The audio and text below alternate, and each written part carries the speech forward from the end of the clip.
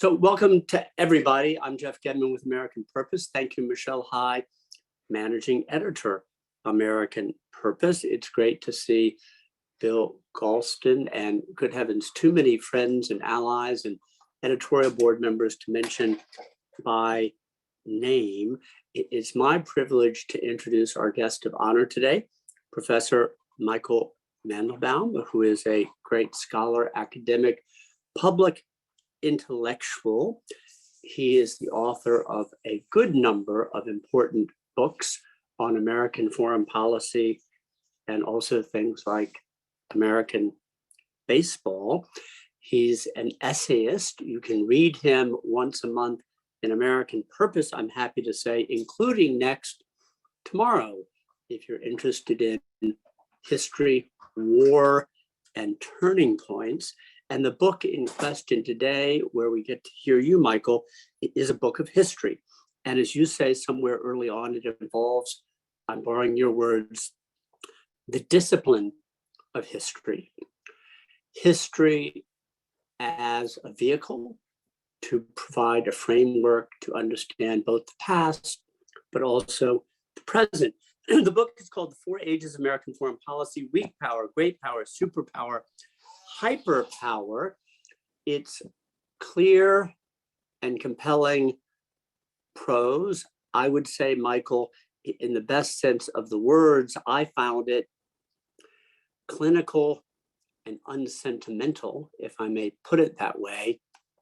I purchased the Kindle version and read it on my iPad, so I can't hold it up. Sorry for that, but Michelle will put a link to Amazon in chat.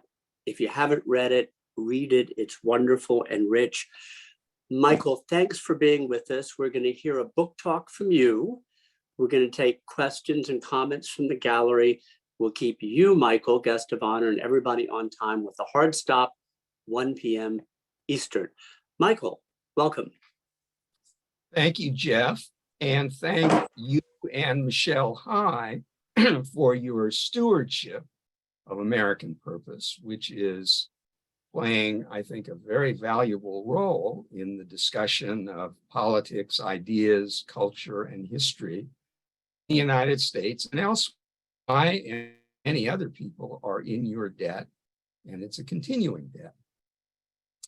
I'm also pleased to address this distinguished group. I know from the participants list that a number of people who are participating are personal friends of mine, some of whom I have not been able to see personally since those distant days before COVID began. So to those people, it's very nice to be with you, if only virtually.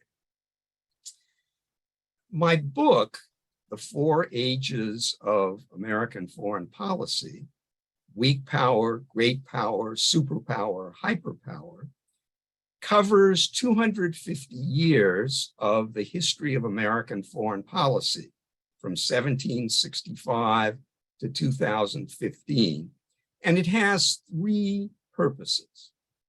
The first purpose is to describe and analyze the major events and personalities of that long period. The second purpose is to engage in the major controversies concerning American foreign policy in that time. So I address such questions as, why did the American colonies rebel against the British Empire? Why did the Cold War begin, and why did it end as it did? Which presidents were successful and which were unsuccessful in the conduct of foreign policy? Spoiler alert, Thomas Jefferson and James Madison do not come off well. Well, the third purpose of the Four Ages of American Foreign Policy is to draw out the themes that run through those 25 centuries. What are those themes? Well, the history of American foreign policy, like the history of everything, exhibits both continuities and changes, and it is the major continuities and most important changes that form the organizational basis of the book. I'll say something about each of them, beginning with the continuities.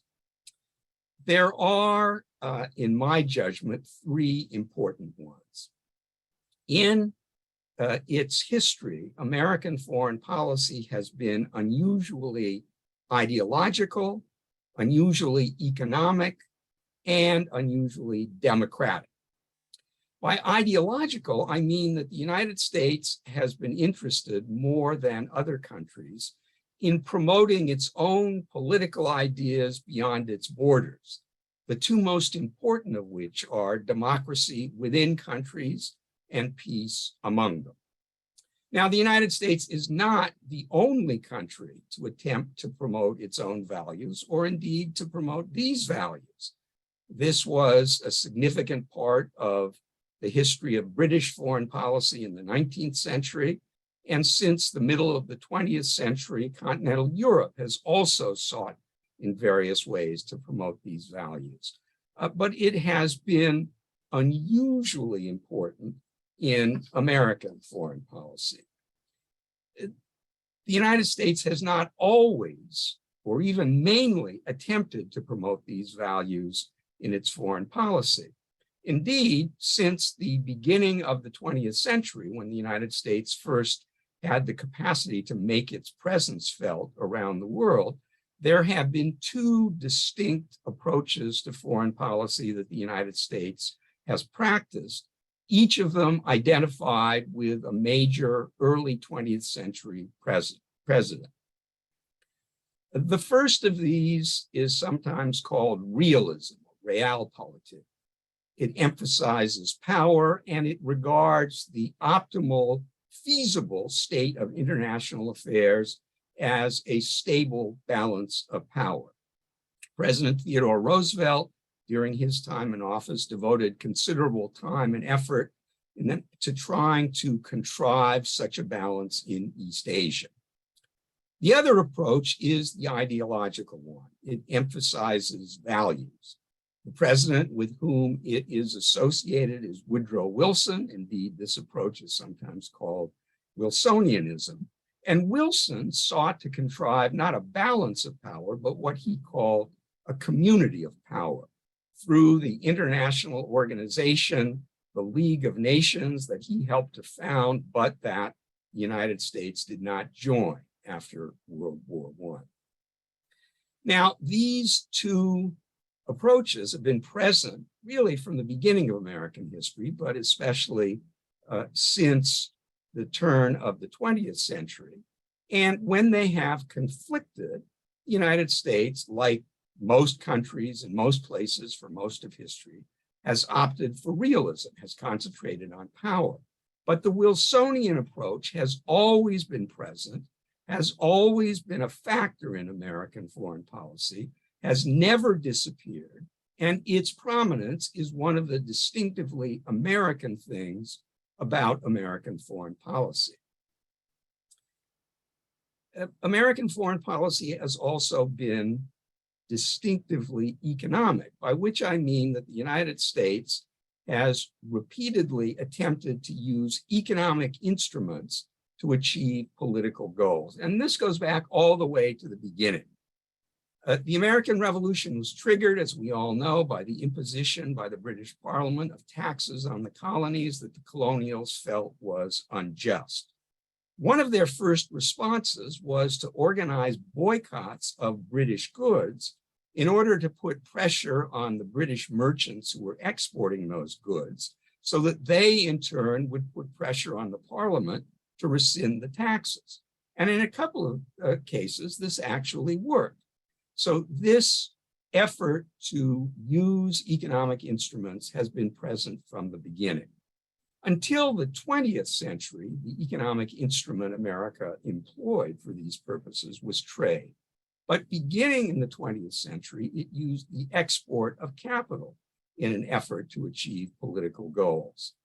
This really began with what came to be known as dollar diplomacy in the administration of William Howard Taft, who succeeded Theodore Roosevelt.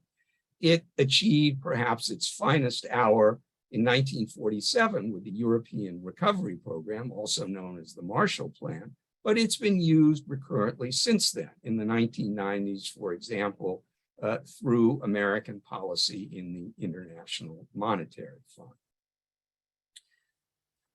The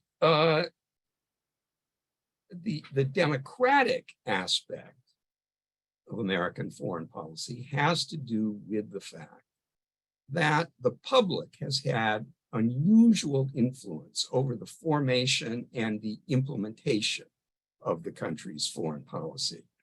In the great powers of Europe, traditionally, foreign policy was the preserve of the monarchy and the aristocracy, but the United States never had either, and it was the public that had the loudest voice and the most important influence.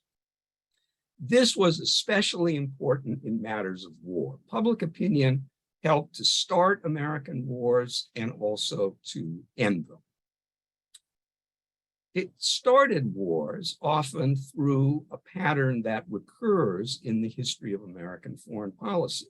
A dramatic event will occur somewhere. It will galvanize the American public, which will then regard the world as being much more dangerous than it had previously believed.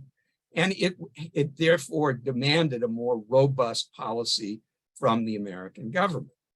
This happened, for example, in 1898 with the sinking of the American battleship Maine in Havana Harbor, which created a climate of opinion in the United States that made possible the Spanish-American War of that year. It was also a factor in World War I, the sinking of the passenger liner Lusitania in 1915 by German submarines transformed American attitudes toward Germany and paved the way for the American entry into World War I 2 years later. And of course, more recently, we all know about the attacks on Washington and New York of September 11th, which created the environment in which the United States went to war in Afghanistan and also in Iraq. It's also the case that public opposition put an end to war. The wars in Vietnam, in Iraq, and in Afghanistan became unpopular. Their unpopularity had electoral consequences, and the American government withdrew American troops in each of those countries because, ultimately, of the change in public opinion. It's worth noting that in all three cases, the American public did not turn against the purposes of the war. Rather, it decided that the war was costing too much, and it didn't want to pay the costs any longer. It's also the case that every American war, without exception, has provoked dissent and protest. Anti-war protest is as American as apple pie. Now, this protest, this dissent, has taken different forms for different wars. In the Revolutionary War, for example, those who objected to the colonies' rebellion against the British simply left and went to Canada. In World War II, the most intense opposition to the war took place before the United States formally entered it. The America First movement, which wanted to oppose American participation in the war, was most powerful before the Japanese attack on Pearl Harbor. After that attack, opposition to the war diminished, although it did not disappear completely. It's also worth noting that the United States has had an unusually democratic foreign policy. It has been unusually open to public influence because there are multiple avenues through which influence can be exercised. The White House and the presidency, of course, but also the great departments of the federal government, state, treasury, and defense, and the Congress as well. The democratic character of its foreign policy has made American foreign policy, in the eyes of other countries, sometimes volatile and unpredictable. And they have also made mistakes by doing things that they never imagined would evoke the American response that it did, and that Americans themselves couldn't have told them the country would respond that way before the event. The Japanese government certainly did not believe that the United States would respond to Pearl Harbor as robustly and with the duration that it did. And Saddam Hussein could scarcely have imagined when he invaded Kuwait in 1990 that the United States would organize a global coalition to oppose him and kick his army out of the country that he was occupying. That then brings me to the changes in American foreign policy over 250 years. And there has been one significant change. The United States has become steadily more powerful in relation to the rest of the world. And that increase in power has propelled the United States from one global role to another, hence the subtitle of the book.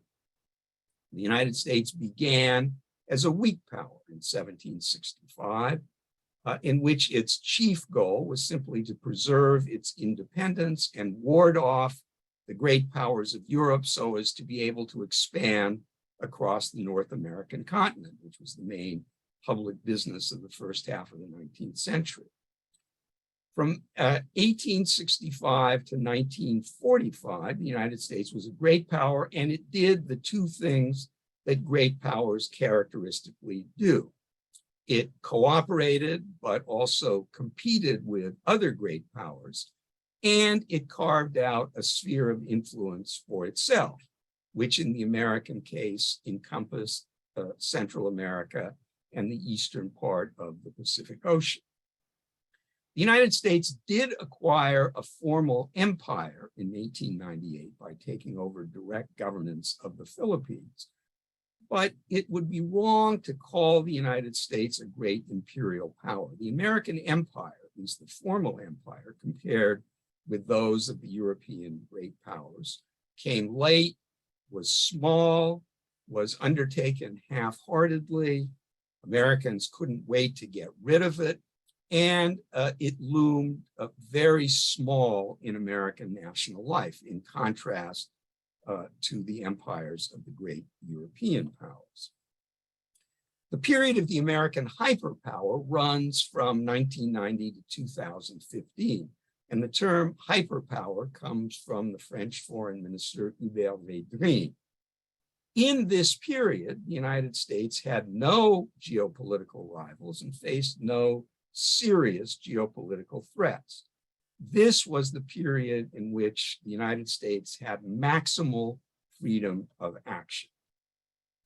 How did the United States become so powerful? Well, it amassed in increasing quantity the underlying bases of power in the international system.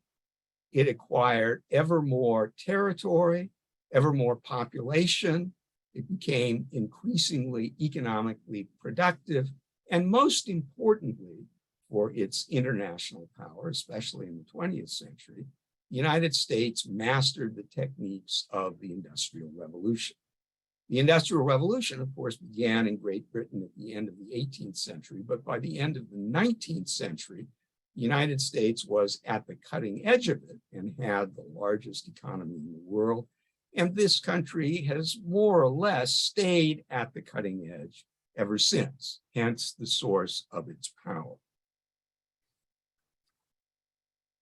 It's obvious from what I've said, and it's obvious to anyone who knows anything about American foreign policy, that war has played an important role in it. War has acted as a kind of midwife from one American international role to the next. Its victory in the Revolutionary War made the United States an independent country, able to conduct an independent foreign policy. The outcome of the Civil War paved the way for the emergence of the United States as a great power in the world. The outcome of World War II, with the United States as part of the victorious coalition, made the United States one of the world's two superpowers, and the triumph in the Cold War by the coalition of which the United States was the leader left America as the world's only hyperpower. So war has been extremely important. Let me make two additional comments about the role of war in American foreign policy, both of which crop up from time to time in the book. First, although war has been important, it is really not accurate, I think, to say that the United States has been a warlike nation. It's fought, by my count, 12 significant wars. But in each of those wars, American motives, at least in American eyes, was defensive. Now, it hasn't always been seen that way by other countries, but in most of those cases, I think the American claim for defensive motives has a reasonable case. The great exception here is the Mexican War of 1846 to 1848, which was a war of territorial conquest and brought into the Union what is now the southwestern part of the United States and most of the West as well, including the state of California. But I mention this because some accounts of American foreign policy portray the country as consistently aggressive and even rapacious. That is not the picture that emerges from the pages of the 4 Ages of American Foreign Policy. The second comment about America and war that's worth making, I think, is that in its 3 most important wars, the United States has been fortunate in having an excellent commander-in-chief. In the Revolutionary War, George Washington was an adept battlefield commander, which meant that he was pretty successful in keeping clear of battles with the militarily superior British Army. And he also served as a potent symbol of the new nation, not just for the soldiers of the Continental Army, but also for the 13 colonies as a whole. Abraham Lincoln in the Civil War understood the military requirements of his political goal, and those requirements were to smash the Confederate Army. He found a general who could carry out that strategy, Ulysses S. Grant, and he persevered in it despite terrible costs until a successful conclusion.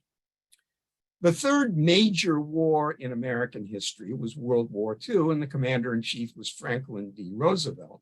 And he had to make a series of strategic decisions which were not straightforward, were not easy, and attracted criticism both at the time and thereafter. And yet, as you will see in my book, in my judgment anyway, Roosevelt was consistently right. Between the fall of France in 1940 and Pearl Harbor in 1941, a period of 18 months, he provided as much assistance as he could to Britain in its fight against Nazi Germany. And after June 22nd, 1941, when Germany attacked the Soviet Union, he supported the Soviet Union as well, and did so over the concerted opposition of some people in the American government and in the country. After Pearl Harbor, he decided that America would concentrate its military efforts foremost in the European theater. He conducted a Europe First war, even though the United States had been attacked from and, in a sense, in Asia. He decided that the initial major American military operation in World War II would take place in North Africa with Operation Torch, despite the objections of his military advisors. This was really a diversion from the main business of war, which was to attack and defeat Germany.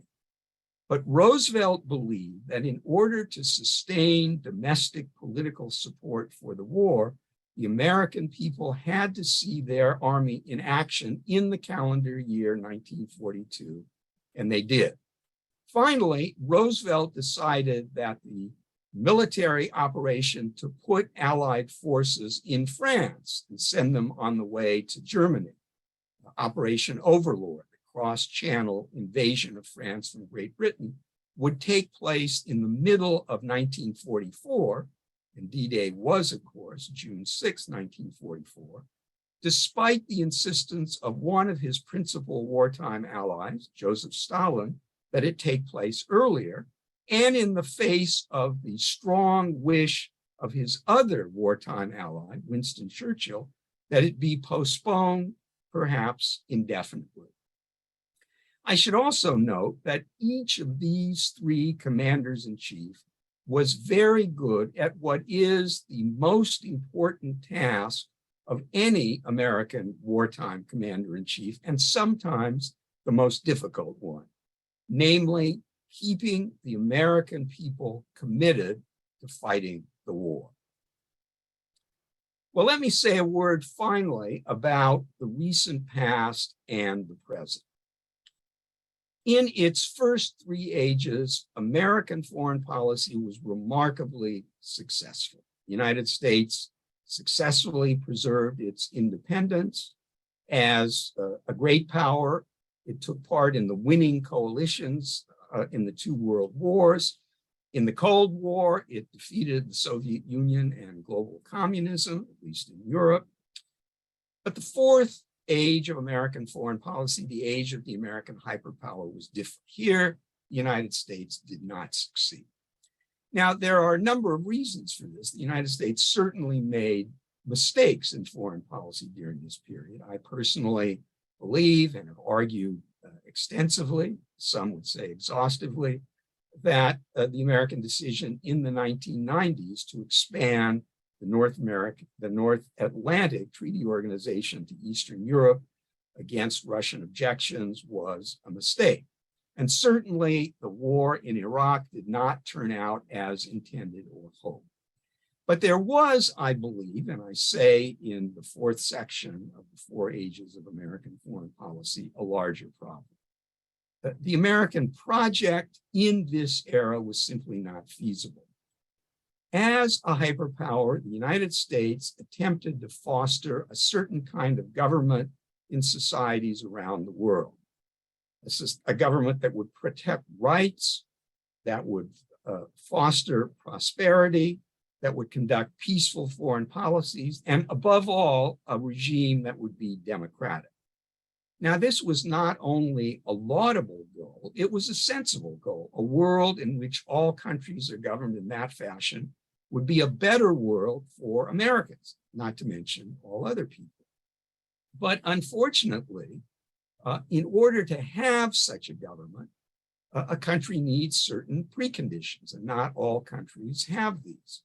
A country needs the appropriate institutions, it needs the relevant experience, it needs the relevant values. The United States attempted to foster, to install, or at least in the cases of Russia and China, to encourage this kind of regime in places where all of these conditions were not present, and in some places where the existing government was determined that such a government not be installed. So the United States failed in its principal task in its 4th age of foreign policy because it was undertaking what was mission impossible. Finally, the present. We are in a new era of American foreign policy. The book stops at 2015. We don't know what its contours ultimately will be. We can't predict the future. But there is one prediction that can, I think, safely be made, and it is with that prediction that I will close. American foreign policy in this 5th era of the foreign policy of the United States will emerge from a combination of 3 things. First, America's relative power in the world. Second, the characteristically American ideological, economic, and democratic approaches to foreign policy. And third, and last but not least, the unpredictable contingencies of human history. Jeff, I will be happy to entertain questions if you will field them. So, Michael, thank you. That was a splendid opening presentation. You always have 30 minutes for Q&A. Michael, I'm going to ask a first, as folks gather their thoughts, and you can press the raised hand function or put the question in chat. Michael, connecting recent history to present, as you started to do in your opening remarks in any case, you cite a speech by Vladimir Putin from 2007 in Munich, where indeed Vladimir Putin complains about the unconstrained hyperforce, about the conduct of US foreign policy, and as he claimed at the time, the desire of the United States to impose its policies, not just on Russia and Eastern Europe, but on the world. Can you tell us why you cited that speech at that time as a marker of, I think, in your view, how to understand Russia? And then once we've heard that, to understand, describe a problem is not the same as understanding how to manage the problem. Could you react to any of that, please? I cited that speech as a marker of Russian response to NATO expansion in particular, and American insensitivity to Russia and Russia's concerns more generally. Those concerns are in some ways legitimate, in many ways, as we see in Ukraine, entirely illegitimate and deserve to be resisted, as they are being resisted.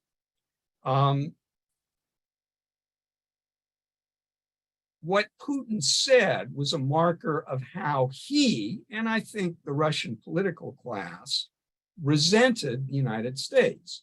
When he said that the United States was attempting to destroy Russia, to bring Russia to its knees, that, of course, was nonsense.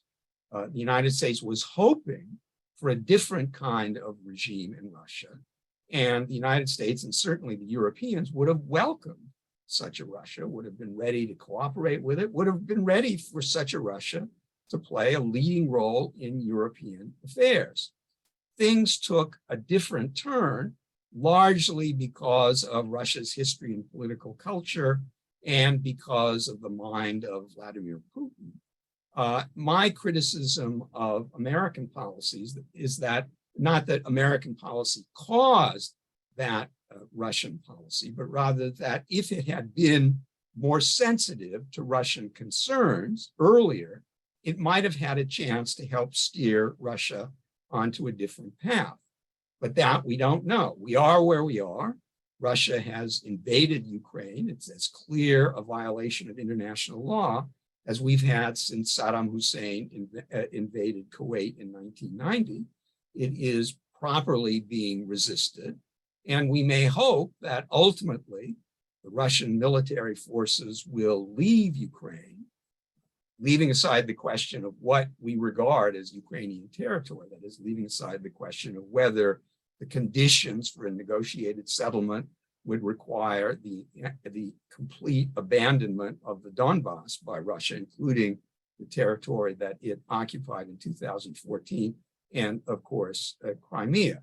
But we may hope that Russia does leave, and that sooner or later, well, we know this will happen ultimately, that Putin leaves power, and what is possible but not certain, we get a different Russian regime, more amenable to the political values and political practices that have been important to the United States since the 18th century and are now extremely important to the rest of Europe.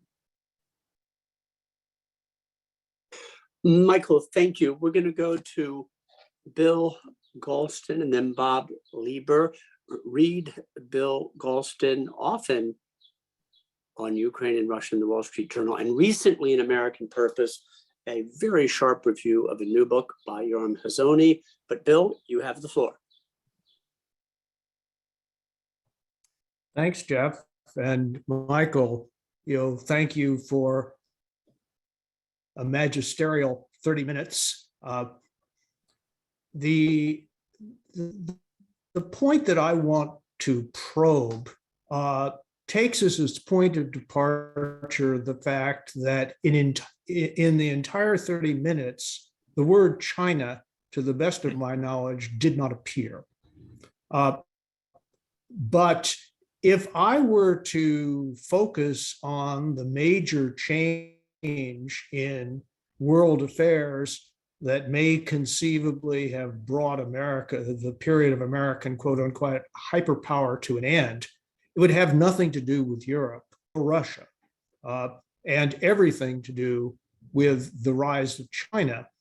And if I were going to name the single most significant failure of American foreign policy during the past quarter century, it was the bipartisan naivete about China in the 1990s that led to, in effect, our facilitating the rise of our most significant and dangerous rival. I wonder what your take on that is. I've just declared my views. What are yours? Well, it's a very good point. Let me say a couple of things about China. First, you're right that one of the chief defining characteristics of the fifth and current period of American foreign policy is the open rivalry with China.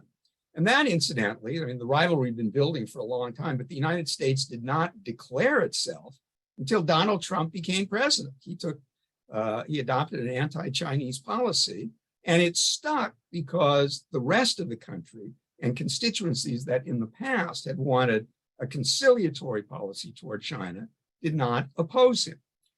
The United States has been engaged in China since the second half of the 19th century, and I go into that in my discussion of America as a great power. China and East Asia was where the United States made its debut as a great power. And historically, as you of course know, Bill, and others know, the United States has had a kind of proprietary attitude toward the Chinese. Americans have thought that we were a kind of big brother to the Chinese and that we could lead them toward enlightenment, not to mention economic prosperity, which would lead to American prosperity. And indeed, since 1979, America has benefited economically from China. I must say, in writing this history, I didn't see any sign that the Chinese leadership in the 19th, 20th, and 21st century agreed with the United States, took the same view of American foreign policy as the Americans took toward China. The Chinese tended to see the Americans as periodically useful as an offset to the countries, whichever they were, that were threatening them at the moment.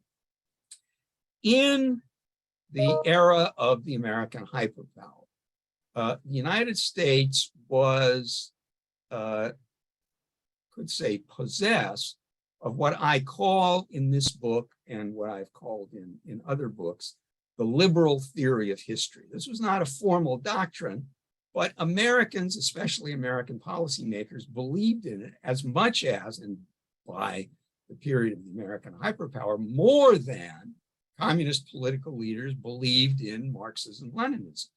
The liberal theory of history held, to oversimplify, and to call it a history is perhaps going too far, but it's a view of the world that holds that prosperity is important to every country. The outcome of the Cold War shows that the only path to prosperity is market economics. A country that practices market economics is likely to have or to get a democratic government, and democratic governments do not fight each other.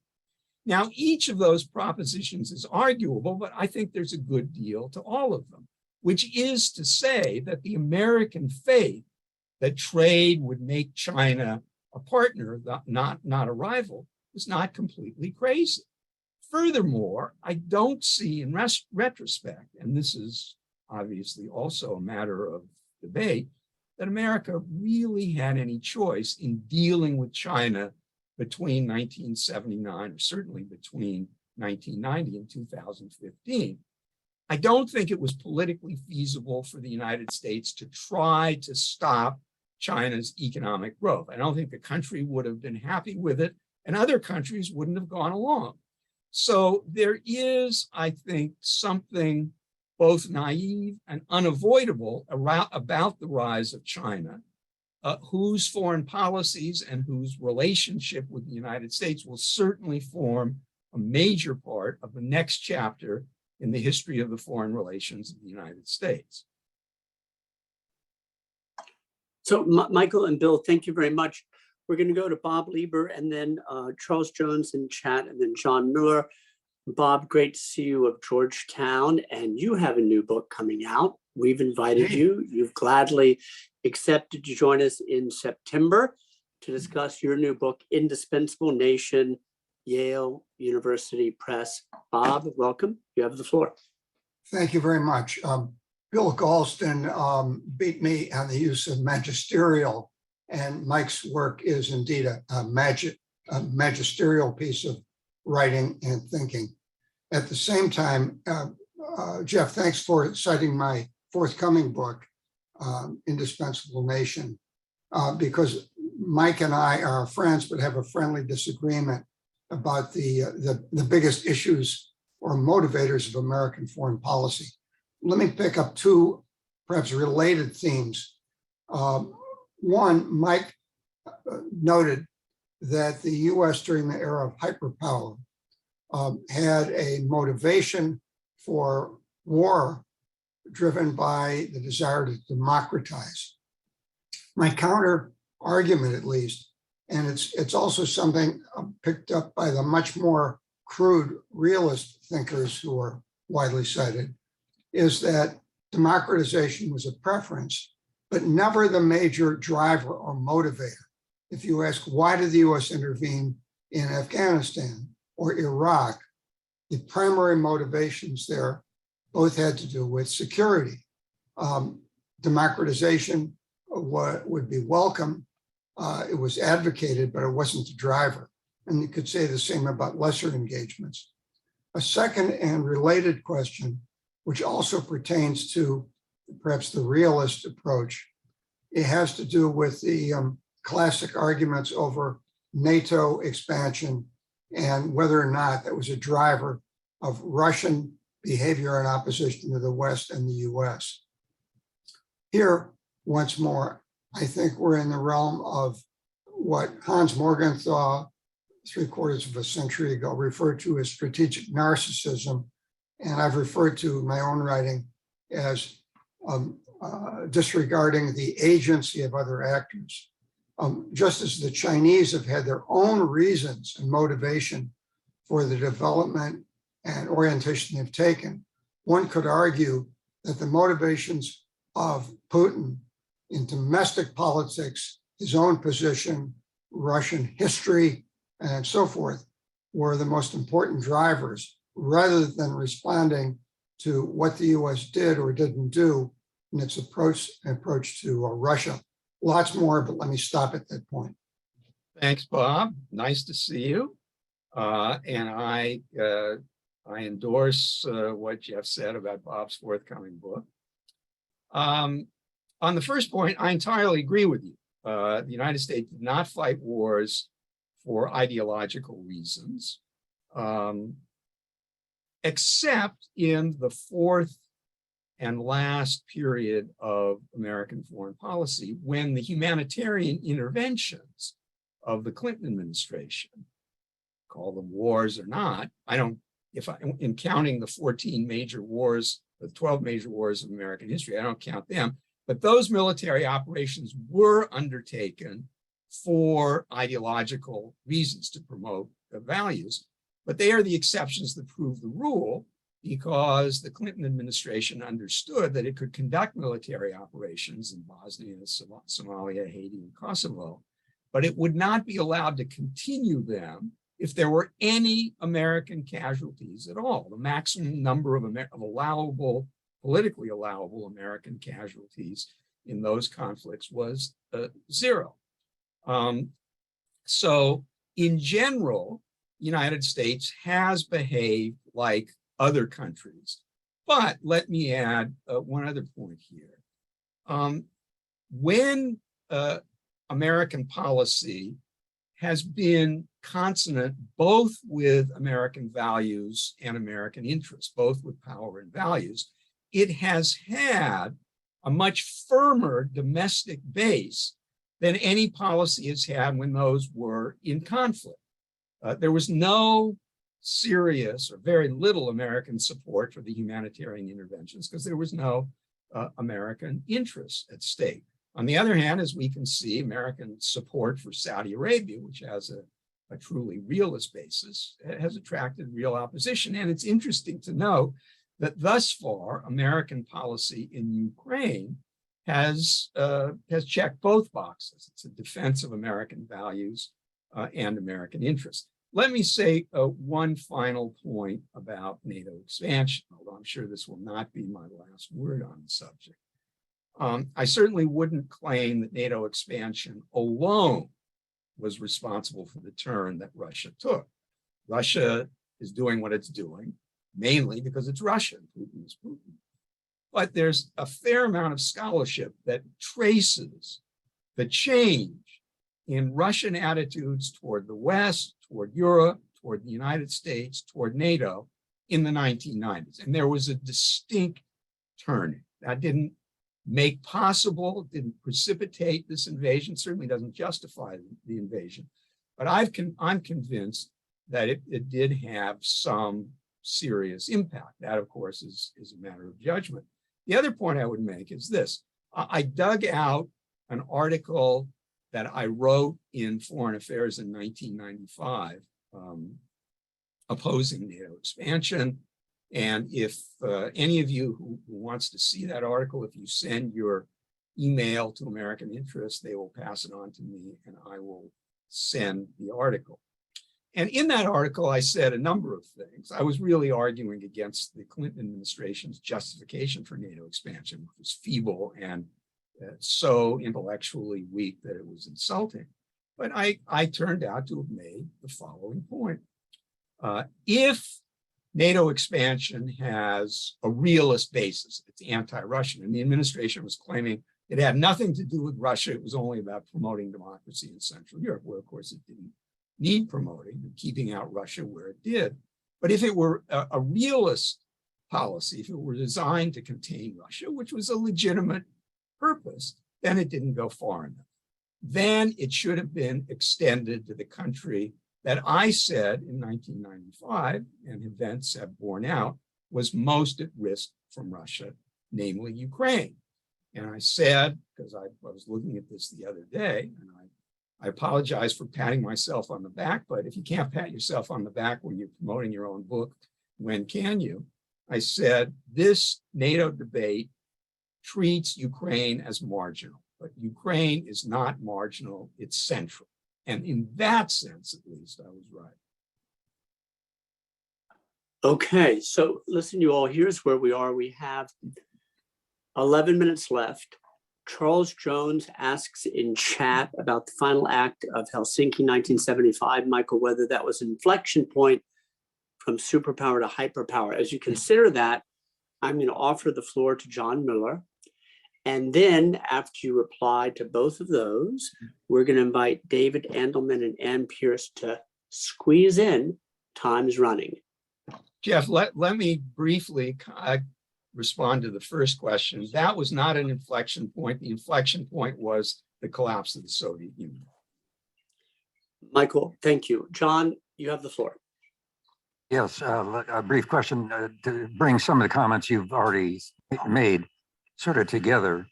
Overall, do you think it was possible to have played the foreign policy better by essentially taking Putin's security concerns more seriously in such a way that it would have avoided this war in Ukraine? Well, it's a very small question. Hi, nice to see you. John Mueller, for those of you who don't know him, is a very distinguished political scientist at Rochester and lately at Ohio State, where he's now emeritus. And he is the world's leading authority on American public opinion on foreign policy. And much of what you can read about that opinion and its impact on foreign policy comes from John, who's heavily footnoted. I might also say that we have an ongoing debate about the origins of the Cold War. And I should say to John that my section on the origins of the Cold War is a response to you. I believe that what I believe is that if we had acted differently in the 1990s, we wouldn't have had the foreign policy that Putin has conducted in the 2000s. And conceivably, we might not even have had Putin. But what I favored, and I won't go into this at great length, was a particular kind of integration of Russia into what I saw as a new Western security order based on the arms control agreements of the late Cold War. And if that had happened, there would have been a very large number of constraints on Russian foreign policy, which, if it had happened, the Russians would have accepted voluntarily. So if what I wanted to happen had happened, what has happened in Ukraine would not have happened, but the crucial moment was, I think, in the 1990s. Certainly, over the last 5 years, I can't think of anything that we could or should have done differently. So thank you, gentlemen. David, can we turn to you, please? Oh, sure.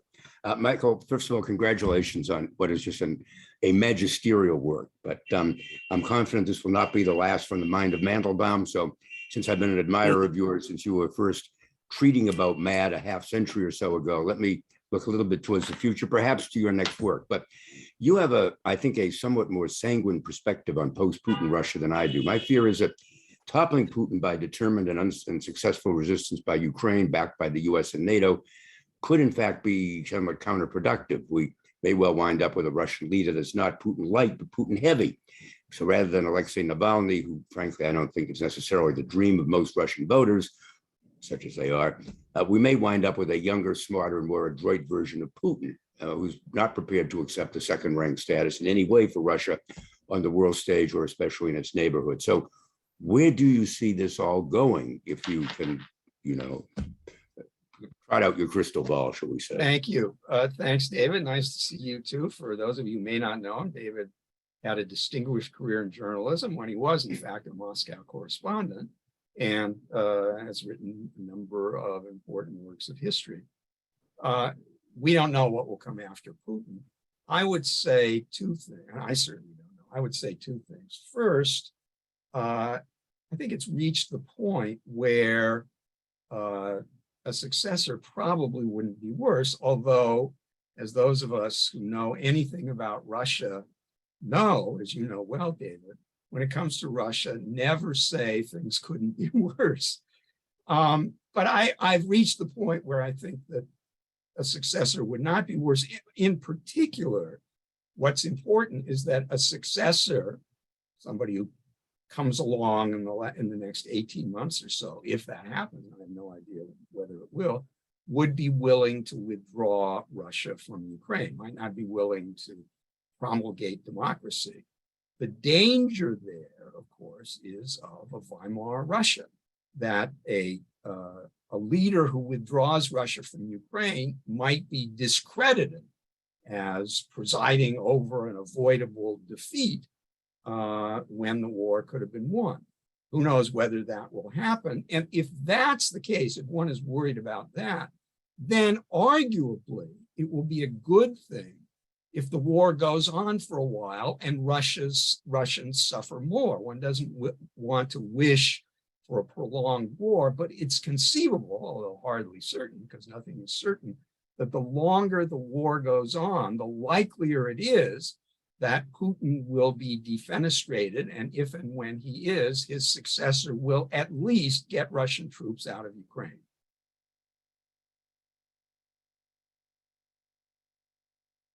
Jeff, you're muted. Forgive me. Thank you, gentlemen. Thanks. 5 minutes to go, and you have the floor. If you could formulate a question or comment in about a minute, then Mike will have about 2 minutes to reply. Anne? Okay, my question concerns your point about the democratic element of American foreign policy and the influence of the public in foreign policy. And it's hard not to look at both the political side and the public side and think that we are pretty dumbed down.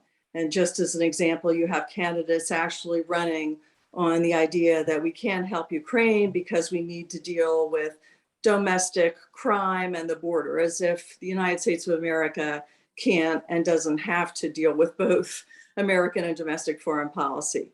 And on the left, you had people in the advance of the Ukraine invasion, in my opinion, completely neglecting deterrence and saying, oh, well, if Russia invades Ukraine, we'll arm Ukraine and we'll sanction Russia. So given this, what I see as this sort of dumbing down of the discourse, I wondered if you could comment on what you think the prognosis is for good American foreign policy, because it feels like we haven't seen that in a long time. Well, let me make two quick comments. First, one of the virtues of writing history, or let me say there are two virtues. One is that you don't have to write about the present. And the other is that it comes home to you that life is very long and stuff happens and then it goes away.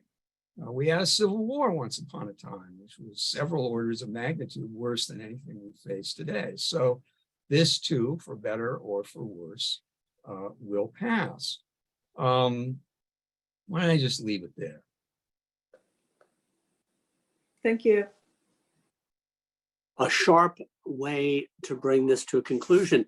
Michael, thank you so much. We're grateful for everything you do for the United States, for our public discussions of these important matters. American Purpose sees you as such a close friend and loyal colleague. The book is called The Four Ages of American Foreign Policy: Weak Power, Great Power, Superpower, Hyperpower. It's a great read. It's a tremendous achievement. If you haven't read it, get it, read it, enjoy it, profit from it. Michael, you've been a wonderful guest and conversation partner. Thanks for your time today. Thank all of you. And again, thank you, Jeff and Michelle. Thank you. Thanks, everybody. Have a good afternoon, good evening. Thanks so much.